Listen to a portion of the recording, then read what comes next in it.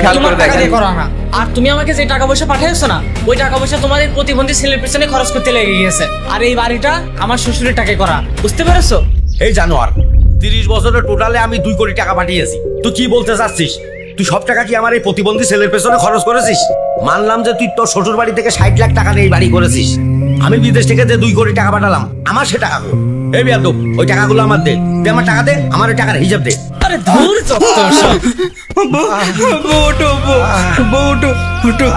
আব্বা চলো আমরা চলে যাই আব্বা, নাহলে আমাকে মারবে না।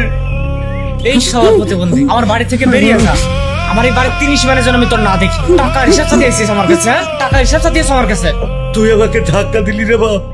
তুই যখন ছোট ছিলি, তোর ওই 2টা হাত ধরে কত বাজার ঘাটে নিয়ে বেরিয়েছি। আমি লোক সমাজে গর্ব করতাম তোকে নিয়ে। আমার একটা ছেলে প্রতিবন্ধী, তাতে কি হয়েছে?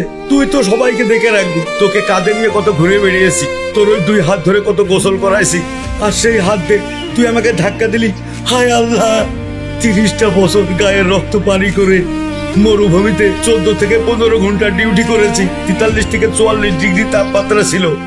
ওই রোদটা যখন মাথার উপরে এসে পড়তো, তখন শরীরের চামড়া পুড়ে যেত বাবা। তোর এই বাড়ি গাড়ি জায়গা জমি যা করেছিস, এই আমার এই চামড়া পোড়া টাকায় করেছিস। আর তুই বলছিস তোর শ্বশুরের টাকায় এই বাড়ি করা। আল্লাহ, তুমি এর বিচার করো। আমার এই প্রতিবন্ধী ছেলেটাকে দেখে রেখো। থাক তুই এই তোর এই রাজপ্রাসাদ নিয়ে থাক। তোর রাজপ্রাসাদ নিয়ে ভালো থাক। তোর এই রাজপ্রাসাদে কোনোদিন আর আসবো না। তুই সুখে থাক। আব্বা চলো চল চল আব্বা। বাবা।